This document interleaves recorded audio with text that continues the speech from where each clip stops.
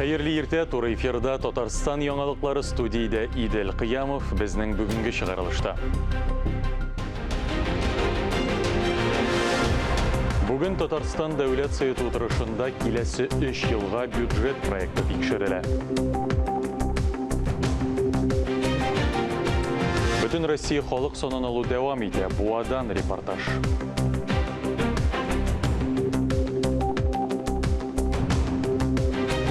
Россиянең 3 төбәгендә электрон паспортлар гамәлгә кертелә башлый. Шуларның берсе Татарстан Республикасы.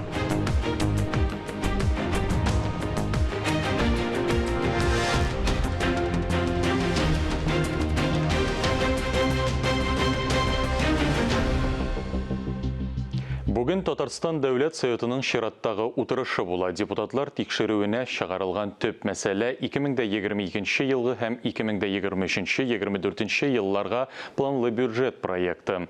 Финанс документын комитетларда һәм парламент тыңлауларында тикшергәннәр иде. Парламентның үз составына да үзгәрешләр кертелде. Берничә депутат Дәүләт Думасына сайланган һәм Мәскәүгә эшкә күченгән. Көн тәртибенә шулай ук гамәлдәге кайбер республика законнарына төзәтмәләр кертү. Татарстан таможнясы хисаплары кертелде. Бюджет проектын президент өзінің еллык юлламасында да оның турында әйтте, һәм безгә Дәүләт Советына президентның бюджет проекты кирде. Менә без аны карадык, районнар белән бергәләп, хөкүмәтебез белән бергәләп, комитетлар утырышында да карадык. Без аны төрле яктан карап, кабул итәргә тиеш булабыз. Аның төп максаты шул, социаль үсешен республиканың халкыбызны яклап калырга бу пандемия коронавирус вакытында ул анда керемнәр, чыгымнар каралган. Һәм республиканың бюджеты дефицитлы, дефицит дип әйтик, 11 миллиард якын сум акчага безнең чыгышыбыз күбрәк куелган. Без аны менә 22 елда үзебезнең көндәлек хезмәтебез белән капларга тиеш булабыз. COVID-19 статистика мәгълүматларыннан күренгәнчә, республикада коронавирус йоктыручылар саны кимеми. Балалар, бигрәк тә яңа туучылар арасында да авыруның таралуы аеруча бурчу тудыра. Республика балалар клиник хастаханәсенең COVID госпиталендә медицина хезмәткәрләре йогышны дәвалауда киеренке эшлиләр. Кызыл зонада табибларның фидакарь хезмәтен хәбәрчебез дә күреп кайтты.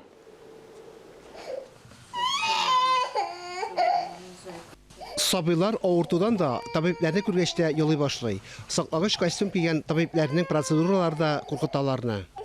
Әниләргә дә җиңел түгел. Хастаханәдә сабыйлары янында көннәре дә, төннәре дә йокысыз уза. Сабыйлары йоклаган арада ковид йогышына тест узалар. Таисиянең тест нәтиҗәләре тискәре, ә менә кызыныкы уңай. Госпитальдә 2 атны яталар инде. Әлегә кайчан чыгасылары билгеле түгел.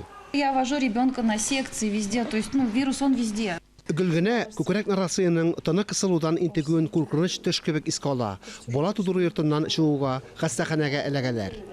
Авырып китте инде, без дә белмәдек, что бездә ковид. Уйламадык та, бала ятыгып еткергәч кенә инде скорый килеп, безне тиз инде РКБга озаттылар. Монда уже положительный тест булды. Икебездә дә кызның 32% поражение легких диделәр. Ну, алды инде нәрсәр антибиотиклар куадылар инде. Аллаһка шөкер, бүген выписывать итәбез инде терелдек. Күкрәк балалары ешрак авырый башлаган. Башлангыч билгеләре салкын тигәндә кебек булса, берничә көннән йогыш кишәя. Җитлекле чорындагы яшүсмерләр дә ширне авыр кичерә. Кичкенә балаларга ковидтан бик авыр. Ашказаны, ишәк эшчәнлеге бозыла, күңелләре булгана. Вирус йоктыргач өлкәннәрдән аермалы буларак, аларның организмында су микдары тиз кими, дәвалау тагында кыенлаша. Хастаханәнең вакытлы госпитале 2 катта урнашкан. Авырулар бөтен республикадан китерелә. Главная ошибка родителей. Аналарның төп ялгышы нәрсәдә дип уйлыйсыз? Аларның күпчелеге прививка ясатмый, куркалар. Шулай итеп ковидны бик җиңел йоктыралар. Бу көнне Гөлгенәне сабые белән хастаханәдән чыгардылар. 6 айдан соң ковидтан прививка сатырга җыена. Кирәк дип уйлыйм, прививка обязательно кирәк. Ара-тирә бушаган чакларында барлык әниләрнең дә күзләре тәрәзәгә текәлгән.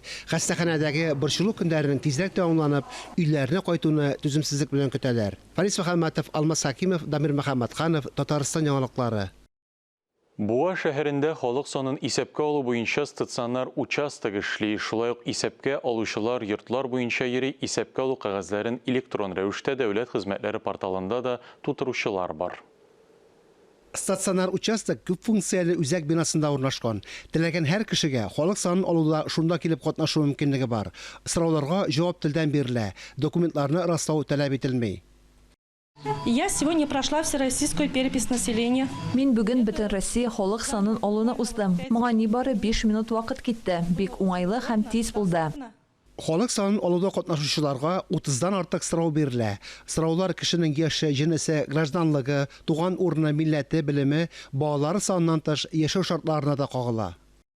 Люди охотно идут, то есть видят, что кто-то проходит перепись и ждут в очереди. Кешеләр бик теләп бара. Кемдер халык санын узу өчен чират тора. Бик теләп җавап бирәләр. Шунысын да билгеләп үтәсе килә. Җавапка 5-тән 10 минутка кадәр вакыт бирелә. Халык санын алуда катнашучыларның төгәл исәбен көн ахырында санап чыгаралар. Участокка көн сайын дистәләрчә кеше килә. Исәпкә алучыларга волонтерлар да булыша. Көнгә 4 сәгать эшлиләр. Мы сопровождаем население к переписчику. Без кешеләрне халык санын алучы янына алып киләбез. Сорауларны ачыклы кертәбез, талоннар алуда булышабыз. Ковидтан саклану чаралары үтәлә. Исәпкә алучылар прививка ясаткан, битлек режимын саклыйлар, антисептик препаратлар куелган, дистанция саклана. Нам выделили и маски в достаточном количестве, и антисептики у нас мы в МФЦ принесли. То есть мы... Безгә битләрне җитәрлек күләмдә бирделәр. Антисептиклар да бар. Без һәр клиенттан соң кулларны эшкәртәбез. Халык санын исәпкә алу 14 ноябрьгә кадәр дәвам итә. Фәнис Мөхәммәтов, Алсу Сәмигуллина, Илнур Кадиров, Татарстан яңалыклары, Буа районы. 2022 ел ахырына кадәр Россиянең 3 төбәгендә электрон паспортлар гамәлгә кертелә башлый. Шуларның берсе Татарстан Республикасы. Шулай ук Мәскәү шәһәре һәм өлкәсе беренчеләрдән булып бу эшкә керешә. Кәгазь документны электрон форматка алыштыру ирекле. Яңа документ үзара бәйләнгән 2 элементтан гыйбарәт була. Аның хуҗасы смарт карта һәм QR коды булган кушымта ала. Татарстанның электрон паспортны гамәлгә кертү буенча сынау мәйданчыгы сыйфатында куллану мөмкинлеге хакында Иннополиста яңа белем марафонында да әйтелгән иде. Шушы көннәрдә 15-нче телефлот дип исемләнгән яшьләр матбугаты фестивале үз эшенә йомгак ясады. Фестиваль Казанда берничә тапкыр булган иде инде. Казан федераль университеты студентлары һәм яшь журналистлар төрле конкурсларда осталык дәресләрендә катнашты.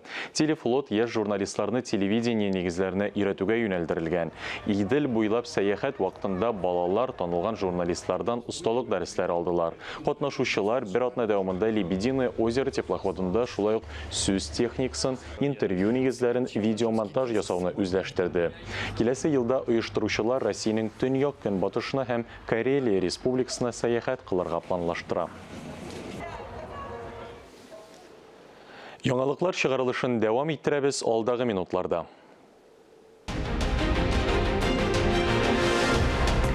Кая барырга, ничек ял итәргә? Мәдәни ярдәмче сәхифәсен тәкъдим итәбез. Бүтін Россия Казымәсе фестивале гамәлгә куелды. Беренчесе кайда үткәрелә?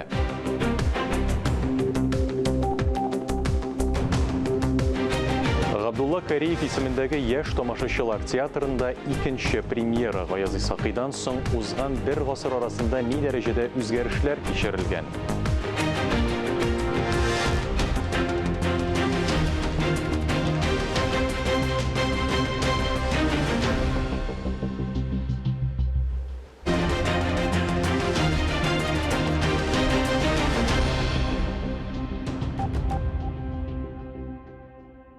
Икемендә 18 елда Әлфия Авзалова исемендәге халыкара фестиваль конкурс гамәлгә куелды. 2 елга бер үтәргә тиешле чара пандемия чикләүләре булу сәбәпле кичектерелеп торды. Шушы көннәрдә сайлап алу турлары лауреатларны бүләкләү һәм пирамиданың концертлар залында галла концерт узды. Конкурс таләпләре буенча номинацияләр берничә юнәлешкә бүленгән. Шулай ук видео язма җибәреп тә катнашу мөмкинлеге тудырылган иде. Әлфия Авзаловага багышланган әлеге конкурс район күләмендә 2000 елда ук үткәрелә башлады дип искәртте Актаныш районы җитәкчесе Энгел Фәттахов. Лауреатлар белән бергә сәхнәдә беренче фестивальдә катнашучыларда жюри әгъзалары да чыгыш ясады. Башка еллардан айырмалы буларак быел урыннар бирелмәде. Гала концерт тәмамланыр алдыннан гран-при иясе игълан ителде. Әлфия Абзалова үзенең инде мәрхүмнән соң да милләтенә хезмәт итеп тора. Чөнки аның язмалары бар. Шул язмаларда яшьләр үсә. Безнең яшьләребез шушы аның җырларын, татар җырын, татар шигъриятен, татар җыр сәнгатен пропагандалый. Әлфия апаның иҗатына басып. Шуңа күрә бу конкурс икенче халыкара конкурс. Без 400-дән артык җыр тыңладык монда. Җырчы катнашучы һәм Әлфия Абзалова димәк яши, аның иҗаты яши. Һәм ул яшәсендә. Чөнки татар милләтенә Абзалова кирәк булган кебек, ул бүген дә кирәк. Үзе киткәннән соң да бигрәк кирәк. Әлфия Абзалова исемендәге икенче халыкара фестиваль конкурска багышланган махсус репортажны иртәгә тәкъдим итәрбез. Ә хәзер театр тәнкыйтьчеләре тарафыннан югары бәя алган Сөннәтче бабай премьерасы белән танышыйк. Аяз Исхакыйдан соң узган бер гасыр арасында ни дәрәҗәдә үзгәрешләр кичерелгән. Спектакль әнә шул хакта уйланырга чакыра. Премьера Аяз Исхакыйның Сөннәтче бабай. Ул әле өйләнмәгән иде. Остазбикә, кәләпүшче кыз, 200 елдан соң инкырас әсәрләренә нигезләнеп куелган спектакль үзенә күрә бер новеллалар диспесе булып тора. Сөннәтче бабай милләте өчен җанын бирергә әзер торган, күңелендәге мәхәббәтен һәр кемгә тигез бүлә белгән герой ди спектакльнең режиссеры Ринат Әюпов. Яшь кеше Аяз Исхакый белән сәгатьтә 20 минутлык спектакльдә Исхакыйның бөтен әйтик кичерешләрен, нинди актуаль темасын тартып таныячак. Спектакльдә бөтен труппа катнаша.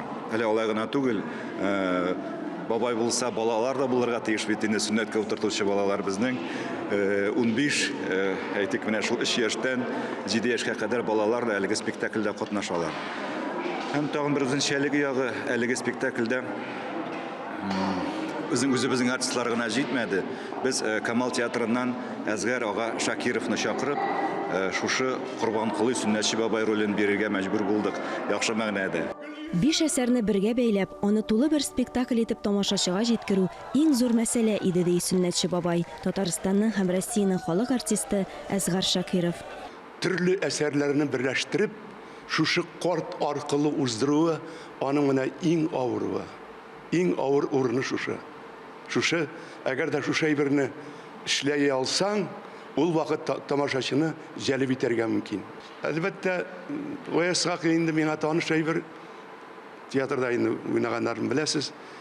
Ләкин алай гына түгел, мин аның чөнки әсәрләрендә радиога күп яздым. Бөтен әсәрләрен яздым диярлек. Шуңа күрә ул минем күңелемә, җаныма ничектер нык сеңеп калган. Спектакльдә хәзерге көндә дә актуаль булган темалар күтәрелә. Катнаш гаиләләр мәсьәләсе, җәмгыятьтә хатын-кызларның тоткан урыны. Әсәр буенча мине хатын буларак кабул итми Сөннәтче бабай, әмма Алпат шәхес Татарстанның һәм Россиянең халык артисты Әзгәр Шакиров белән бергә уйнау, аны һәрбер тәҗрибәле киңәшләре аша рольне байыту, тулыландыру, ролемә кабаттан мәхәббәт уятты ди Корбанколый картның икенче хатынын уйнаучы Рәмзия Закирҗанова. Бер бабай менә барысында менә бөтенесендә менә шушы персонажларны туплап алу, аның янында менә бөтенесе бөтен тормыш аның янында бетерелү, аның күзлегеннән дип әйтү миндә шулай булып чыга бит инде. Үзенчәлекле безнең менә спектакльдә хәтта менә аның китүе бабайның ул китми дә. Ул халыкта калган сыман. Халык аны хәтерли, аны онытмый. Без татар балалары мәктәптән үк Аяз Исхакый белән таныш. Алайда балалар аны үзенчә күрә, олыгайгач, тәҗрибә туплангач, без аны икенче яктан ачабыз Аяз Исхакыйны. Ул шырга күмелер өчен күп кенә китапларны укырга туры килде. Шулай Аяз Исхакыйның әсәрләрен яңадан искә төшерергә туры килде. Спектакльнең үзенчәлеге берничә әсәрне берләштерү генә түгел, режиссерның махсус алымнары аша тамашачы белән актерлар арасын якынайтуда. Спектакль тулысынча Аяз Исхакый чорына алып кайтуда, тарихка чумдыруда, музыка бизәлеше дә зур рольне уйный. Хәер, бу спектакль үзе дә яшь композиторның тормышында зур урын алып тора икән. Мин монда берничә юнәлешләрне алырга булдым. Шуңа күрә кайдадыр мин этнографик чыганакларга нигезләндем. Мәсәлән, бәйт менеджерлер, аларның нигезләрендә инде беренче эшләрендә булды. Һәм инде үзем авторлык музыкаларымда булды. Мәсәлән, Сөннәт туе җыры. Әлбәттә, бу бездә җырлар калмаган. Ләкин мин шул заманага килештерергә тырышып, шарык мәдәнияте, төрки мәдәниятка якын булу компонентлары белән ясарга тырыштым. Тамашачы күңеленә хуш килүдә шикләр туарлык урын юк иде әлбәттә. Премьера бик әйбәт үтте. Артистлар барысы да бик молодцы, музыка куелышлары бөтенләй бик матур узды. Беренче тапкыр гына килмим, һәм тагын киләм әле туганнарымны барысына да киләм. Гомер буена саклаган гореф-гадәтләрне, кыйммәтләрне киләчәк буынга тапшыруга омтылу, бу дөньяда үзеңнән соң лаеклы дәвамчы калдыру, иң зур бәхет икәненә әлеге спектакль аша ихластан кабат инанасың. Алия Галиуллина, Ирек Хамидуллин, Татарстан яңалыклары. Беренче бөтен Россия Каз өмәсе фестивален 13-14 ноябрьдә Мөслим районында уздыру планлаштырыла. Бөтен дөнья татар конгрессында Татар халык ашлары комитеты советының чираттагы утырышында шундый карарга киленде. Каз өмәсе юласы милли күренешләр, бәйгеләр белән үрелеп бара. Каз юлкы каз каурыеннан әйберләр ясау, милли җырлар, биюләр, халык уеннарына игътибар бирелә. Мөслим казларны күпләп асраучы район биредә татар базары махсус сату урыннары да уңышлы эшләп килә. Беренче фестивальне зур тантана буларак үткәреп, киләчәктә аны матур традициягә әйләндерергә ниятлиләр. Хәзер игътибарыгызга Татарстан Республикасының Мәдәният министрлыгы белән берлектә әзерләнгән мәдәни ярдәмче сәхифәсен тәкъдим итәбез. Без бу атнада республикабызның мәдәният оешмаларында узучы спектакльләр, күргәзмәләр, концертлар һәм премьералар турында сөйлибез.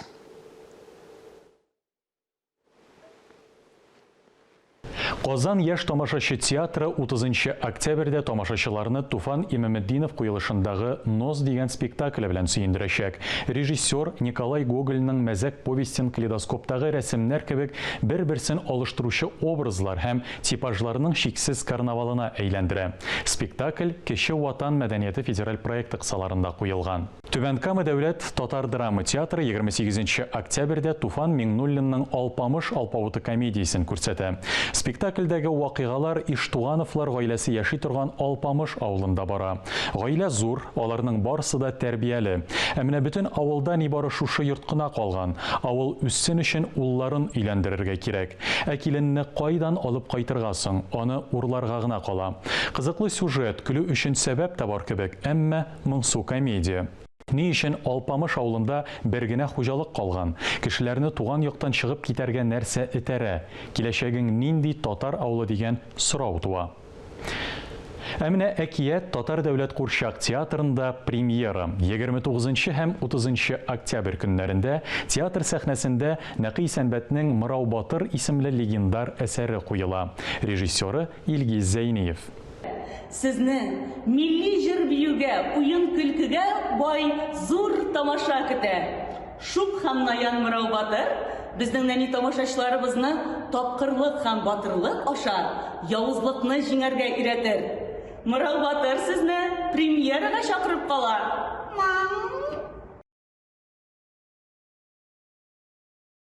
Габдулла Кариев исемендәге Казан дәүләт яшь тамашачы театры 30 октябрьдә «Яратып туя алмадым» спектаклен күрсәтә. Пьесаның нигезен Сахибҗамал Волжскаяның соңгы елларга караган архив документлары һәм тарихи чыганаклар тәшкил итә. Ул гомеренең соңгы елларын Чистай психоневрология интернатында уздыра. Хатын-кыз ялгызлыгы, авыру белән көрәшү, интернатта тормышка ашырылган хыял. Ренат Аюповның мелодрамасы нәкъ менә шуларга багышлана. Геройны кызганыргамы яки киресенчә горурланыргамы? Тамашачы моны үзе хәл итәр. 27 һәм 28 октябрьдә Әлмәт Татар дәүләт драма театры сәхнәсендә әкият Татар дәүләт курчак театры гастрольләре уза. Биредә әкият курчак театры тамашачылар яратып өлгергән иң яхшы тәрбияви яктан әһәмиятле спектакльләрен күрсәтә. Нәни сабыйлар өчен интерактив гыйбрәтле әкият, шулай ук рус халык әкиятләренә нигезләнгән лирик, мистик, крошечка, хаврошечка куелышы тәкъдим ителә. Ә яшьләр һәм өлкәннәр легендар Ханума спектаклен карый ала. Әлеге спектакль күп кенә дәрәҗәле халыкара курчак театрлары фестивальләре дипломанты. Ханума спектакленә билетларны Пушкин картасы программасы буенча да сатып алырга мөмкин. Ә хәзер концертлар турында. 26 октябрьдә Салих Сәйдәшев исемендәге концерт залында Органа Плено фестивале Россиянең халык артисты, органчы Рубин Абдуллинның концерты була. Программа француз композиторы һәм органчы Сезар Франк иҗатына багышланган. 28 октябрьдә Салих Сәйдәшев исемендәге зур концерт залында «Сәламлибез сине, София» дип аталган София Гобайдуллинаның юбилей концерты була. Исеменнән үк күренгәнчә, ул масштаблы концерт. Россиядә һәм Татарстанда беренче тапкыр София Гобайдуллинаның заманча музыка үзәге оркестры юбилярның зур әсәрләрен башкара. Дирижерлар Эстония, Израильдан Андрес Мустынин белән Анна Гулишамбарова. Солистлар Мәскәүдәге заманча музыка ансамбленнән Михаил Дубов фортепиано, Иван Бушуев флейта, Олег Танцов кларнет, Роман Минц скрипка. Концертны Мәскәүдән музыка белгече Ярослав Тимофеев алып бара. Концертка Пушкин картасы белән керергә мөмкин.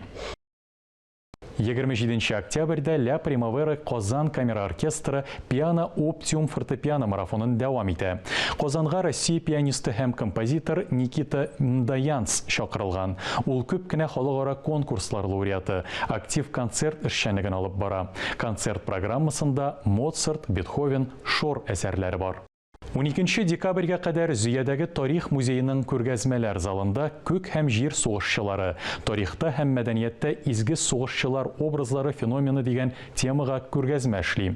Күргәзмә бөек полководец һәм дәүләт эшлеклесе князь Александр Невскийның 800 еллыгына багышлана. Күргәзмәдә 100дән артык экспонат, кыйып ясалган иконалар, складлар, сирәк китаплар, кулъязмалар, елъязма миниатюралар, археологик артефактлар, нумизматика әйберләре, хәзерге заман рәссамнары әсәрләре тәкъдим ителә. Музей тыюлыкның социаль шелтәрләрендә күргәзмә буенча видео экскурсияләр сериясендә карарга мөмкин. Бик кызыклы булачак. 26 октябрьдә Калеп иҗат берләшмәсендә премьера Алина Бикмуллина, Айгөл Абдрахманова, Райнур Әгъләметдиновның хикәяләреннән «Өчәү» дип исемләнгән куелыш, режиссеры Әминә Миндиярова. Бу шундый үзенә бер төрле спектакль, ул фрагментлар һәм театр пространствосы буйлап сәяхәт рәвешендә булачак. 3 яшь авторның, 3 прозаикның китаплары буенча, булар Райнур Әгъләметдинов, Алина Бикмуллина һәм Айгөл Абдрахманова. Без шулай итеп 3 карашка, 3 дөнья сурәтенә һәм 3 фәлсәфәгә күмеләбез. Спектакльнең куючы режиссеры ул шулай ук яшь режиссер Әминә Миндиярова. Көтеп калабыз, Калепнең ишекләре сезнең өчен ачык. 29 октябрьдә Аяз Гыйләҗев исемендәге Чаллы Татар дәүләт драма театрында Айгөл Әхмәтгалиева әсәре буенча куелган «Капка» драмасының премьерасы күрсәтелә. Спектакль Татарстан Республикасы президенты каршындагы татар телен саклау һәм үстерү комиссиясы һәм театр әһелләре берлеге ярдәмендә куела. Капка төрки дәүләтләр арасындагы конкурста 2нче урын яулап, Мәхмүд Кашгари исемендәге халыкара премияга ия булган әсәр. Куючы режиссер Олег Кинжагулов, автор Айгөл Әхмәтгалиева.